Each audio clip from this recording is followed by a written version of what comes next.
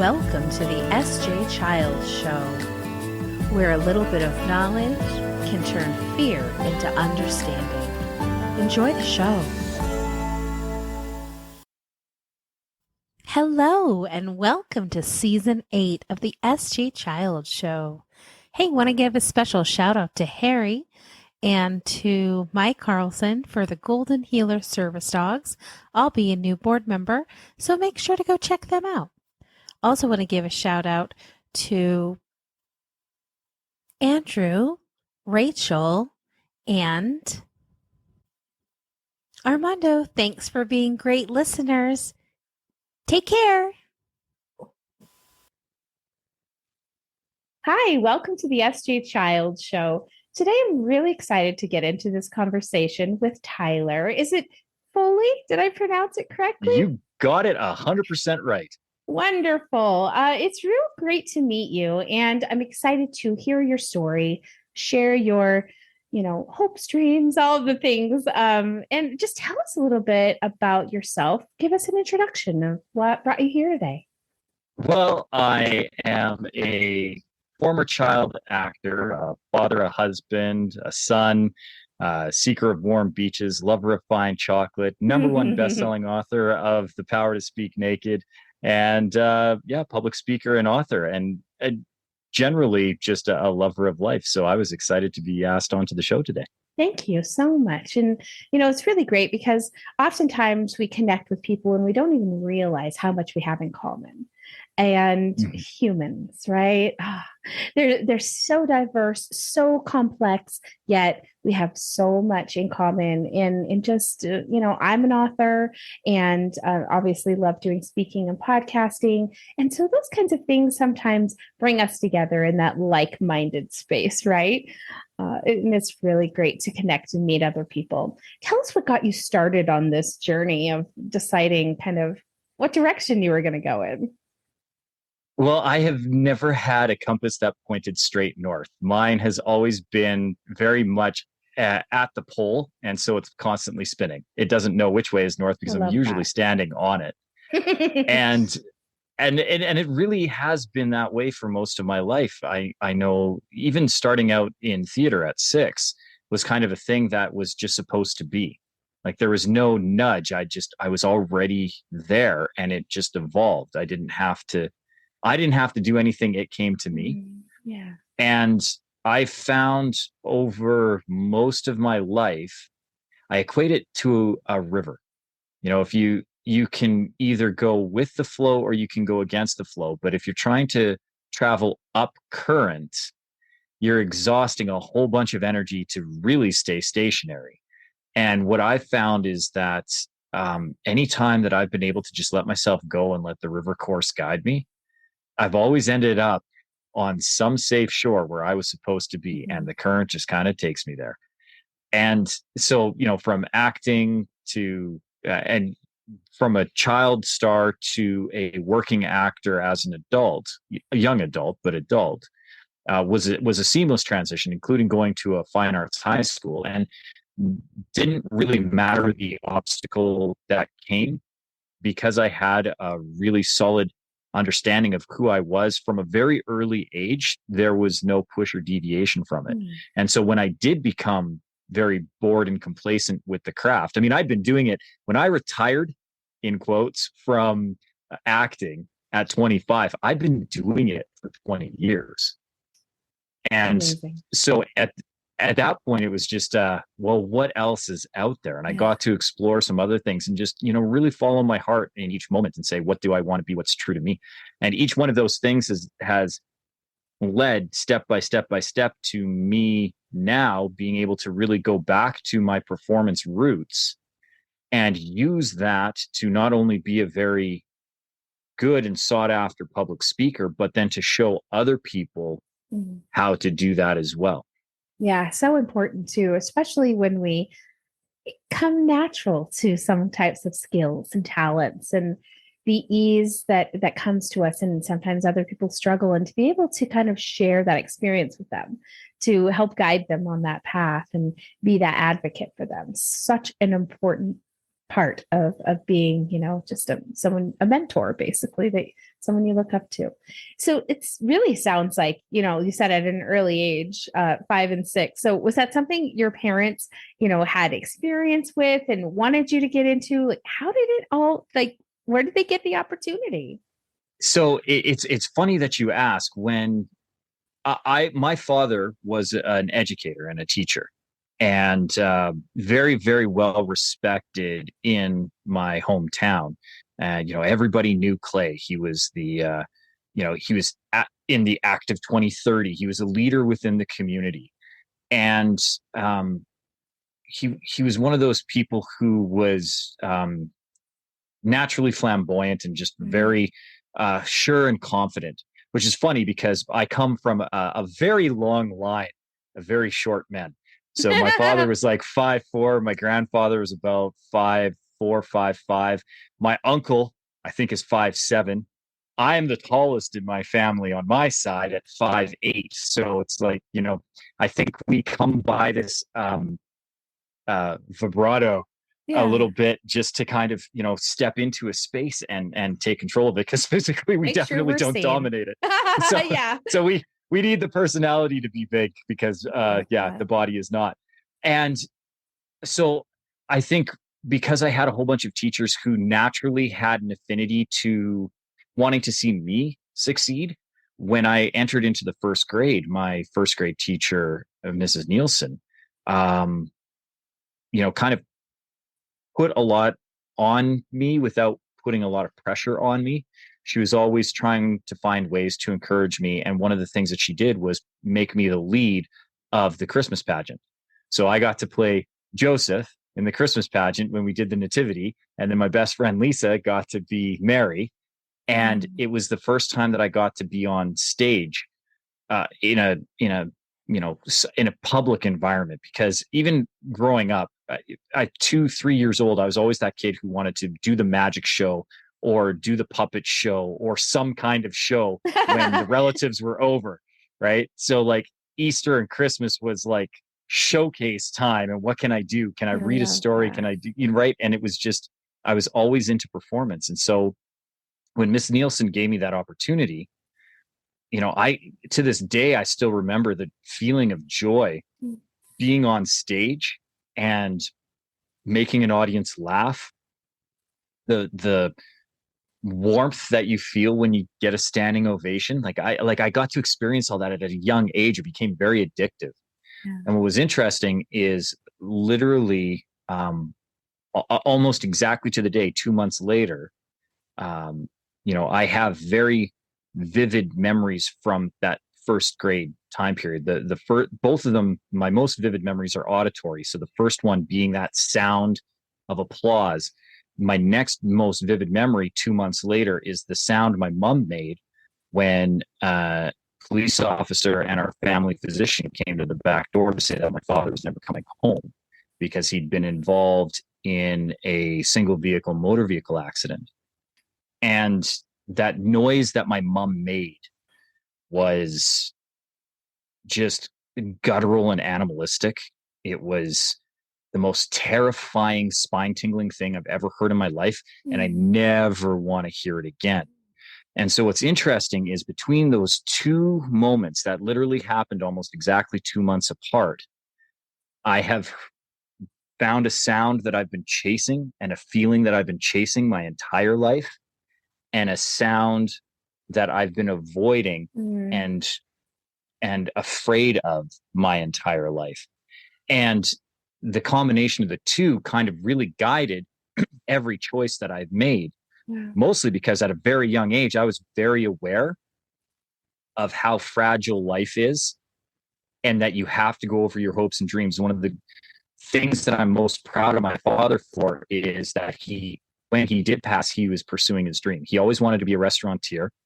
He had, with my uncle, had started a family restaurant in the city, and had taken a sabbatical from teaching and was living his dream, was pursuing this thing that he wanted to do. And I think that has been a lesson that has stayed with me, So when you look, when I go through all of this transition, 25-year-old actor, retiring, going back to school, getting an engineering discipline, starting my own company, uh, watching that company fail miserably, doing a pivot, grabbing onto this safety profession that I didn't even realize was a thing that you could do until a friend said, "Hey, I think you'd be good at this." Mm.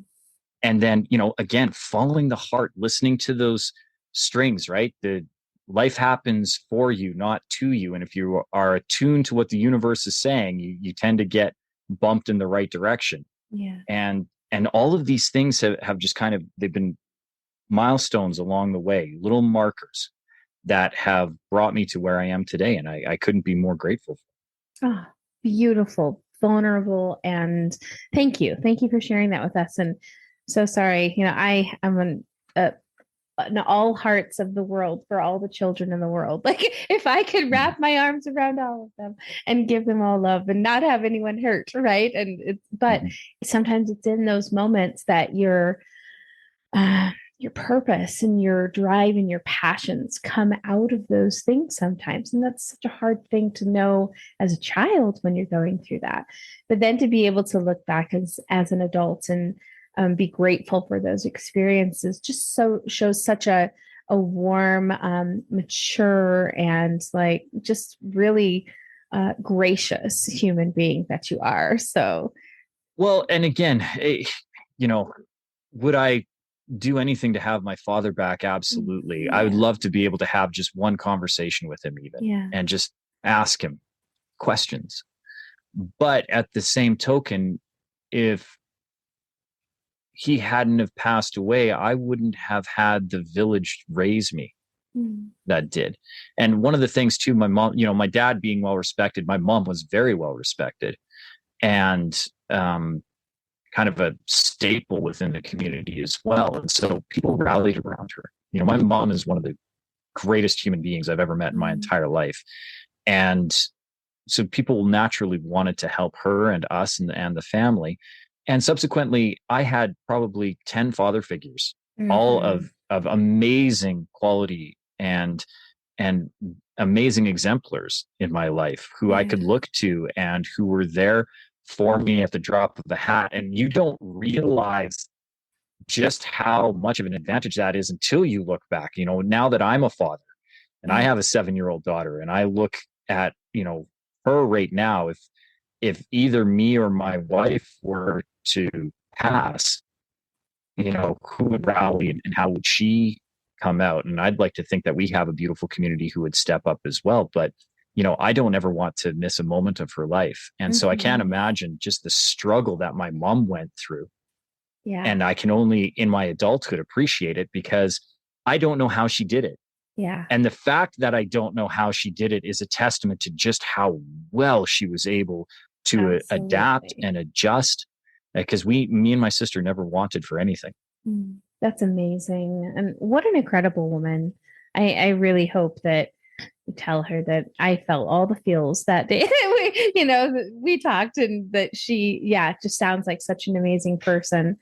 There's not Oh, enough I to be will. said about good moms like that. No, there really isn't. And I will brag every day, every hour, every minute of the just incredible woman that Karen Foley is. Yeah. And one of the nice things is too is that, you know, my wife is walking in footsteps of amazing women who raised her and Yeah. is just as good. So like, I think it's important, that you have those strong role models and figures in Yeah. your life. And I'm so thankful that my daughter has that to go with as well. Yeah. What kind of does she have an interest in theater and any of the things? So this is probably our busiest month right now. I am producing a musical.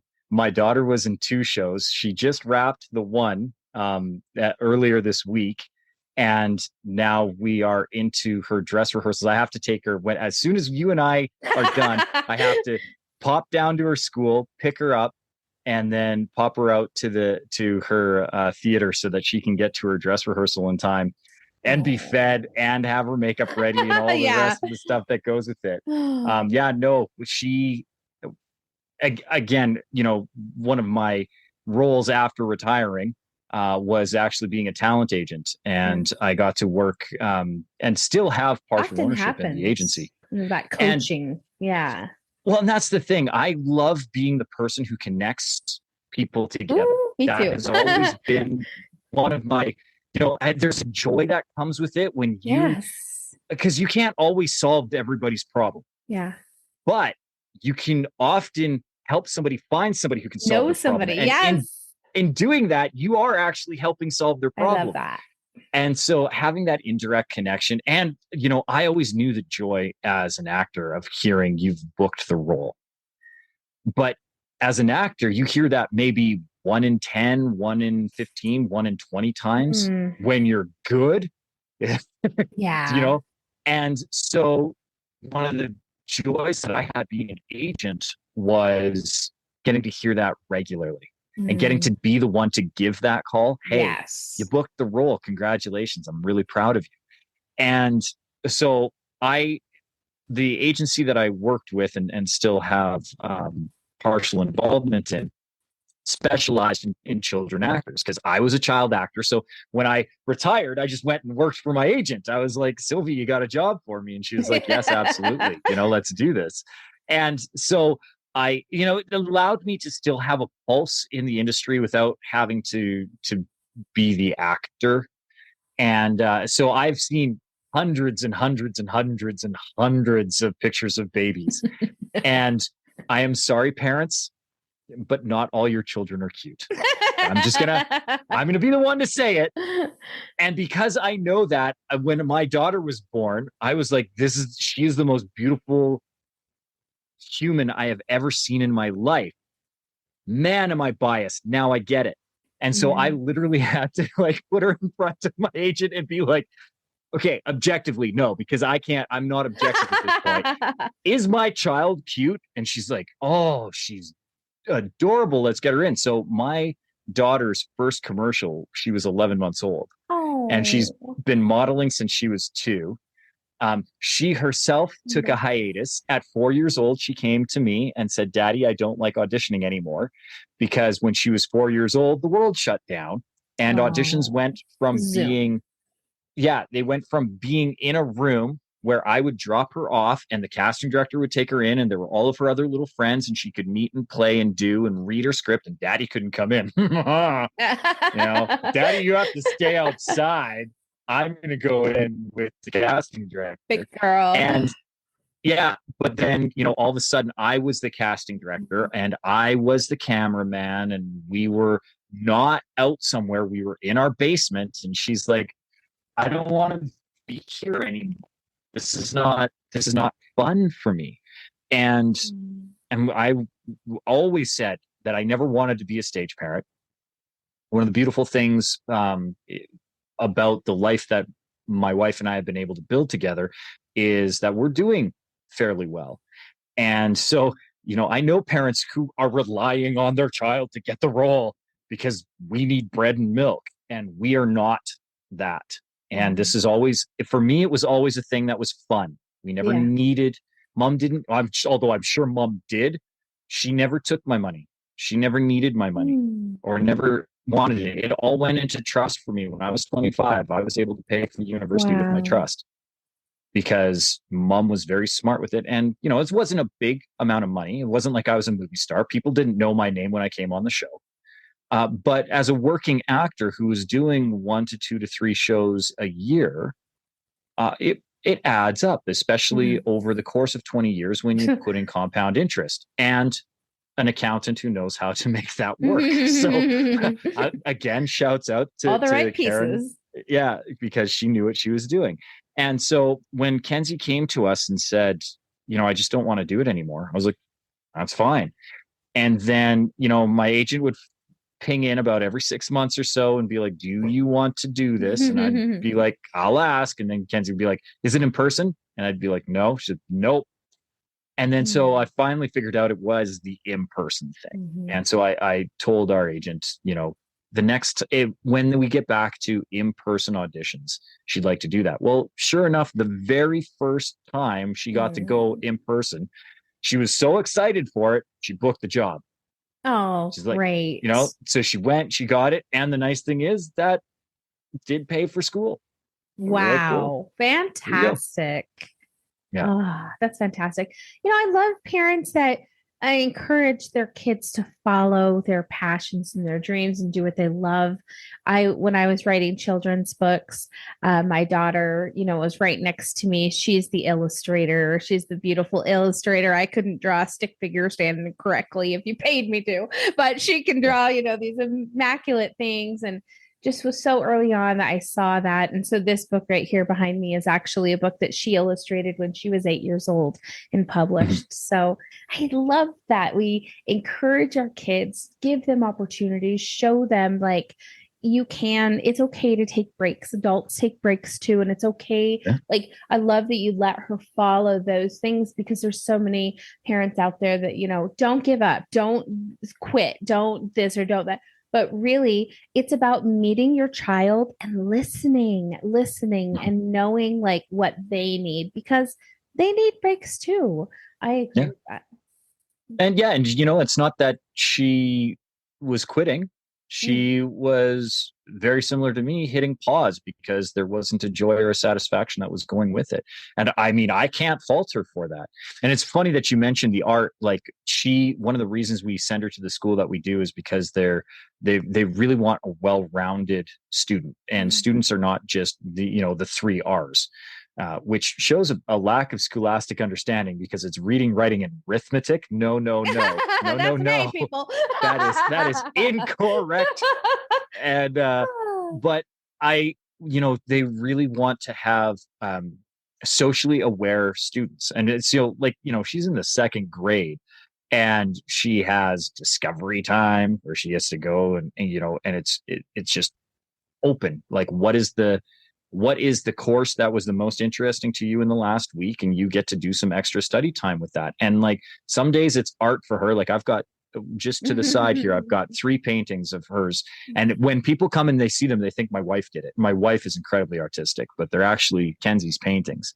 And and I think she did the one when she was 5. It's kind of like a series. She did the one at 5, the one at 6, and then just when she turned 7, this other one has come. And they're phenomenal. I love it. But sometimes she'll do her art, but lately it's math. Like she just loves math. Wonderful. And again, well-rounded. Yeah. Nothing wrong with that. Daddy was an actor and an engineer. So, and I think that's the problem too, is people get too slotted into a designation and they're afraid to explore other passions. And I never understood why. Yeah, no, I am right there with you. I bless my parents' hearts for being the hardworking, dedicated nurse and, military dad. But wow, how did they spend 40 years in the same exact place? I could never do it. So it blows my mind how that has, occurred. But yeah, I think our generation and you might be, quite younger than me, but are still so curious and are allowed to follow these curiosities so much more than generations before that just had more rigid boundaries and guidelines and expectations. And I think that now, I mean, our family, I have 2 autistic children. Our family, we decided that expectations only lead to disappointment. So we don't place unrealistic expectations. We just, like I said, what are you interested in? You want to study languages? Here's Google Translate. Now, my son, when you ask him, how many languages are you studying? He'll tell you 133 until Google Translate updates their information. And then if they get more, he'll study that one. But just having those little bits of, like you said, discovery time and letting them make the choice, letting them be that in control of that. That's what creates that empowerment and that beautiful passion that you had obviously growing up and had within yourself that now you're able to share with your own child. It's so fantastic. Well, and I think it's important because, we are never defined by just one thing. It's like even in the, when you asked for the introduction, like who is Tyler? Well, father, husband, son, and genuinely love refined chocolate, seeker of warm beaches. I will do anything and everything if you put warm sand and blue water in front of me. Yeah. And if you put chocolate beside me, I'm definitely going to do whatever it takes to get there. Like, it's just, it's, I'm multi-passionate, and for every, there isn't anything that I wouldn't do to get on stage, but there also isn't anything that I wouldn't do to go get on the ice and play hockey, particularly as a goaltender, and I love doing it. So like, there's all these things. Fresh powder day, let's go snowing. And I know you can appreciate that being in Salt Lake City. Yes. Like, the mountains are right there. Yes. Let's go. And it's surfing even. I one of my favorite things that I got to do when I was just retired from acting and partially involved in the agency. I was also working for an airline. And so I got to fly for next to nothing. And a buddy of mine was an avid skier, was in fact a level 4 ski instructor in Germany for a while. Wow. And my birthday is dead center, the middle of the summer. Like, you can't get it. Is right in between the solstice and the equinox, July 31st. 13th. We're just opposite numbers. Exactly. See? And so I've never, for a long time, never been able to ski on my birthday in my, in North America. In your country, yeah. In my country, or even in the Northern Hemisphere.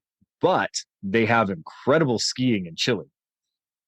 And so our flight as airline employees from here to Santiago was like $54. Oh my God. So, and that's round trip. Wow. And so we would go, and what was interesting too was that routing flew from Toronto, which is not where I live, but it's easy to get to. I think it was a free flight from where I was into Toronto. And they did this leg where they would go from Toronto to Santiago, and then Santiago over to Sao Paulo, and then Sao Paulo up. And it was this 3-leg trip. And it's one of the few routings that the airline got to do that with. And so we would go and fly into Chile, ski in the morning, surf in the afternoon, have dinner, do that for 3 days, then hop on the next leg over to Sao Paulo, stay for 2 days there surfing, and then pop back up and get back to our next shift. And it was, one of my favorite things on the planet to do. Oh, wow. And great so experiences. So again, multi-passion, find those passions and don't limit yourself. There's so many people who are like, because I wanted to travel. I knew that after I needed to find myself. I had given up on acting. I needed to find myself, and I wasn't ready to go back to school yet. I knew that if I'd gone to school right when I turned 25, I would have wasted my money.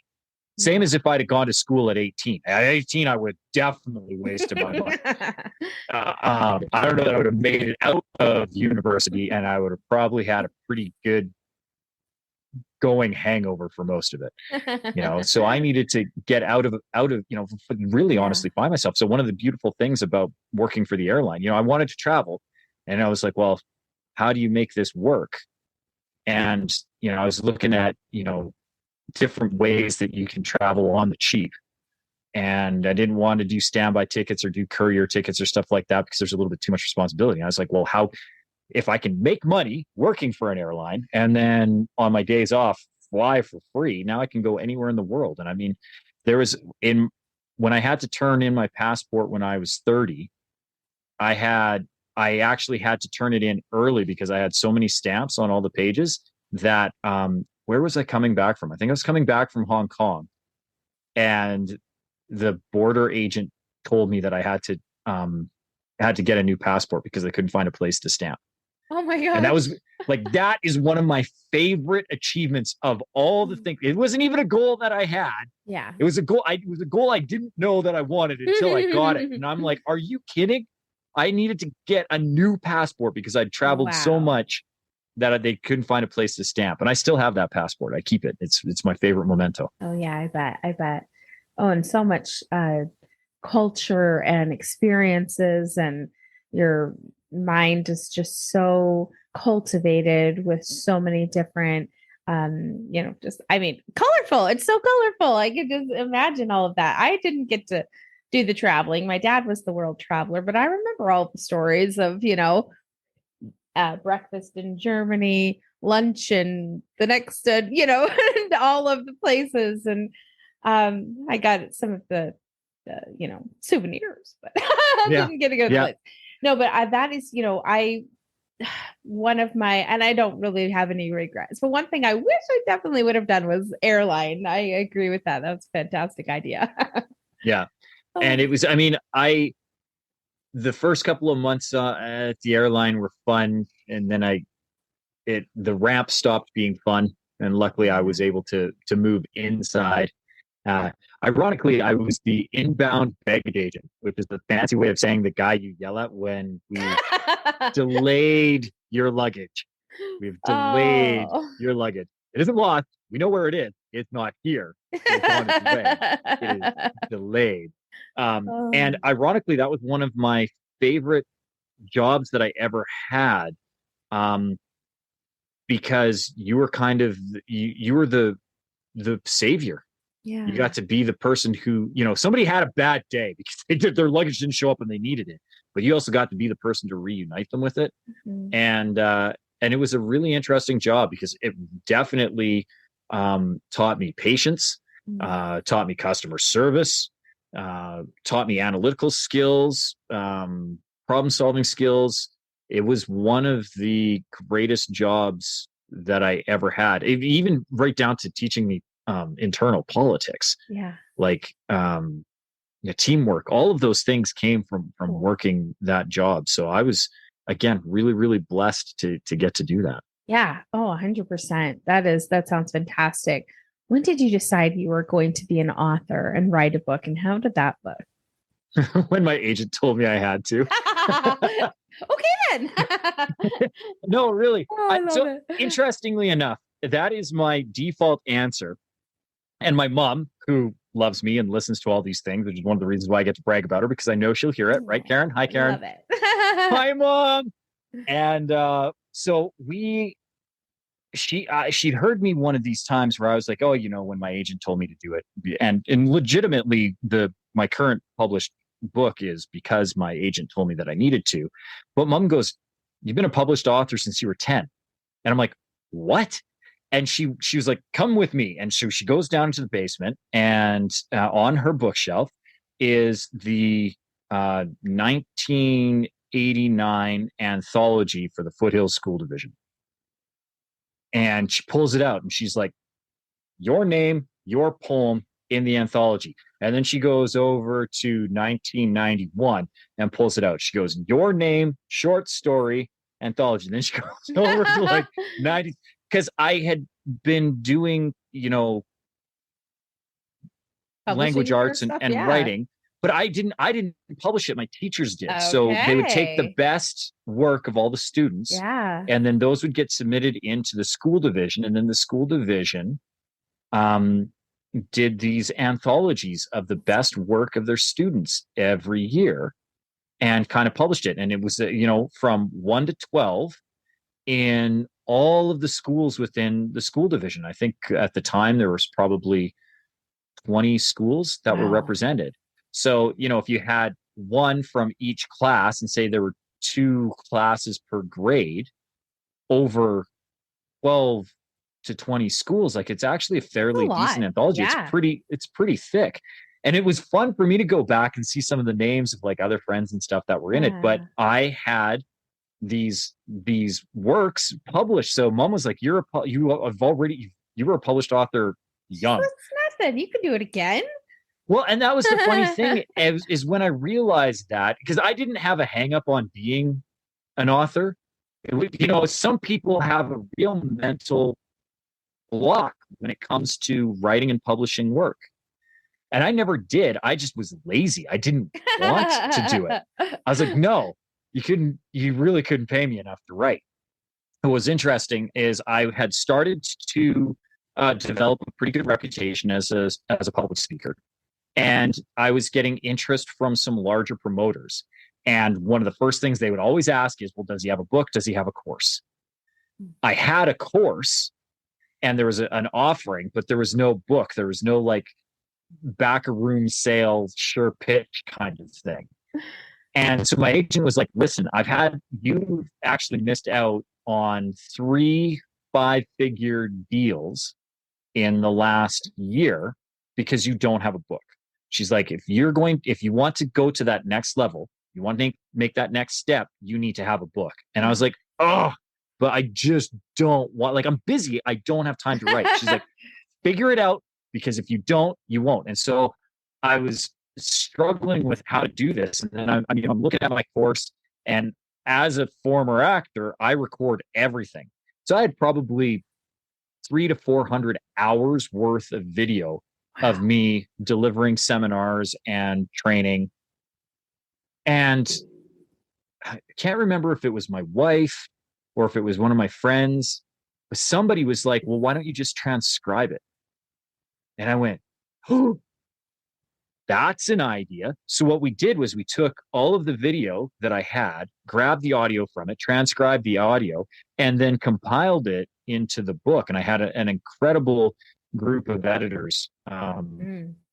Shout out to Alyssa and Brian, who really made it a cohesive unit, because I'm very similar to you, right? I will go off on the tangent and I will go here and then there, and I will always bring it home.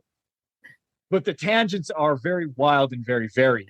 And so they took a lot of the stories and the tips and the tricks that I would come out with, and they compiled it into a really, really cohesive read. And I'm so, again, grateful to have that team and all the people that I work with and who work beside me to really have that guidance. And so the nice thing is it took absolutely no time to write the book. The book was compiled and done within about 2 weeks, which I recognize. Wow. For anybody, any of the other authors out there who are listening to that, I hear you swearing at me. It's okay. I wrote mine in like 5-10 minutes. I mean, it literally had to it comes to me. And then mine are obviously little children's books that are, 25 pages long, but still. Yeah, but I would argue more important than my 132 page nonfiction book.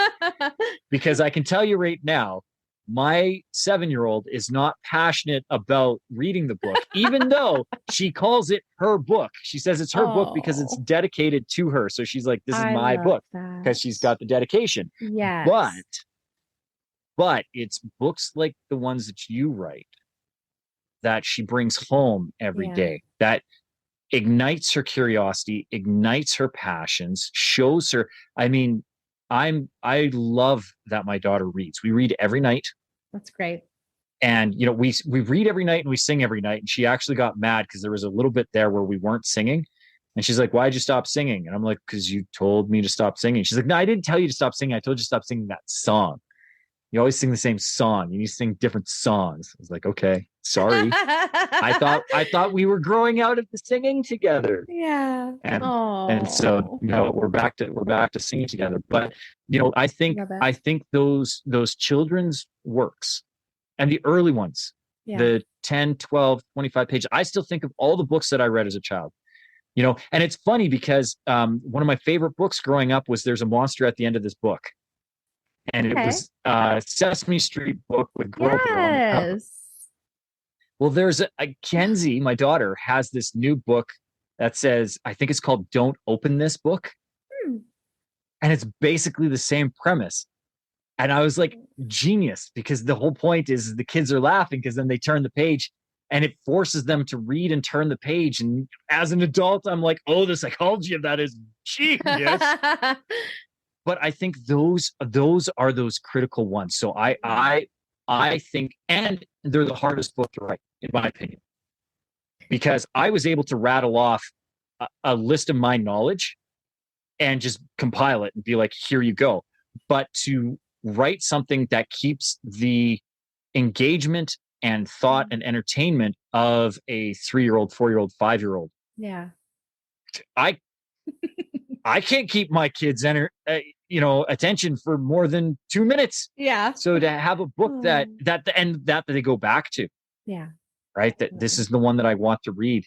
Oh, I I love was hearing those stories. oh yeah, I was delivering a presentation just after my daughter was born to a group of authors to show them how to be better public speakers, and the one gave me a book called uh, something Plungerhead, and it's about this kid who runs around and keeps stealing the plunger out of the bathroom, and the adults don't share well because they don't want him to have the plunger, and he uses it for all these kinds of different adventures. And my daughter loves that book, and I'm like, Oh, see, yeah. Yeah. And it sometimes it is the nonsense books that they do love too. Mine are more based on like um children's they're about special needs. So they're about autism, dyslexia, anxiety. I really feel like when we give kids the information of things they might be curious about, it's easier for them to have compassion and empathy and support their peers that might be different than them. So that's what my kind of push absolutely. was on doing my books was I have a son who was reading at one, writing at two. He was nonverbal till he was four. And so when he was, going into first grade and still didn't really have the ability to have the communication skills with people, but was doing algebra, then I needed to Yeah. let these, other kids know this is how he's different from you, but he's still just like you. He's the same age. He's the Mhm. same. He likes to play. He likes to run, likes to smile and laugh. But these are the accommodations that he might need along the way. But I think that Mhm. even when you had brought up the them being excited to turn the page and things, and I just love that. I just talked to a woman who did a kind of write, or what is it, those ones where you decide which way you're going to go at the end of the chapter. Choose Your Own Adventure. I love Oh, Choose Your Own Adventure. Choose Your Own Adventure is the greatest book ever made. so great. And what a wonderful, wonderful way to engage and to encourage that love of reading in a child. So good. Yeah. Yeah. Oh my goodness. Well, and I think you were right too in that. I think because children, regardless of where they are from a learning standpoint along their journey, they're still learning, and Mm. so giving them the ability to have a common language to have that discussion by empowering them with the information, oftentimes with the illustration and the picture, so that if they don't understand the words necessarily, they can point and get Yeah. those ideas and concepts across. I think that's one of the true gifts that children's literature is. And especially even when you start to move on to things like the Choose Your Own Adventures, where now they're Yeah. starting to be able to read a little bit more, but then have the ability to control the narrative. That's wonderful. Yeah. And then when you start to get into some of the YA novels, I mean, Yeah. it's no wonder that some of the top cinematic and media franchises stem from these young adult novels because it says something about the Mm. curiosity of the human Yeah. condition Oh, I and love that. how we explore and understand our world and concepts. And it's so true, too. And I love that they can now bring that into the movies and media and really like explore what's going to look different for everyone, but their idea of what that imagination looked like and how that played out. It's been fascinating. Mhm. So, what's next for Tyler? What's on your plate coming up? What do you have going on next? I've got producing the musical, so that's fun. I have was introduced to one of the most brilliant composers I've ever met in my entire life. Her name's Maren Ord. She is a Juno nominated singer songwriter. And for those who don't know, Junos are the Canadian equivalent of the Grammys. And her work, most people would be familiar with because she had a couple of songs in the TV series Felicity when it was still a Okay. TV series. Yeah. And I first personally love that show. And so to have gotten to meet Maren and then work with her has been an absolute joy for me. And she's produced a new musical. She's written several, but this newest one called The Gardener has just the most haunting, beautiful, catchy music. It'll be the next Hamilton if I have my way. I want to see it on Love it. Broadway. It's going to have its world premiere here in Calgary at the end of April, beginning of May. Wonderful. And just before we premiere, because as a responsible producer, I've decided to take the weekend before our tech rehearsals and go to LA and speak and showcase my book at the LA Times International Book Festival. So I'll be there at the end of April for that. And then who knows? You know, the schedule is open. I'll continue to have wonderful conversations with hosts like yourself on some amazing podcasts. And that's really what we're doing. Finding more speaking opportunities, doing some training sessions. I actually have a training session this evening with after Kenzie's done her rehearsal, I'll be speaking at the University of Calgary here on public speaking to a group of safety professionals who unfortunately have a bad reputation for giving bad talks. So okay, you're gonna up their game. That's good. Good for you. It hurts me that the safety industry has a reputation of being an invitation to a lobotomy anytime a safety professional opens their mouth. So yeah, and you know what? That's wonderful that you're giving your time and your expertise to help that. That's great because everybody needs help in the areas they're not as, talented and comes natural as some of us, right? Oh, it has been such a pleasure to get to know you today. Really, really exciting. And I hope we can stay in touch so that we can, catch up in the future and have you back. Absolutely. Yeah, no, it would be my joy and my pleasure. And again, thank you for the opportunity to come on, and hopefully the audience enjoyed our little conversation. Absolutely. No, it's fantastic. And I look forward to getting out there and sharing it. And what's funny is, when we were going over your profile and everything, I didn't think that we'd talk about parenting so much, which is my really favorite thing to do. So now you've bumped up your time slot into the parenting series, and now I won't have to make a random guest appearance. But no, I think that it'll work out perfectly. So thank you so, so much for your time and for all the amazing work you're doing. Thank you to your wonderful mom, Karen, and your beautiful wife and daughters. And I hope that just wish you all the best. So I look forward to staying in touch. Thanks, Tyler.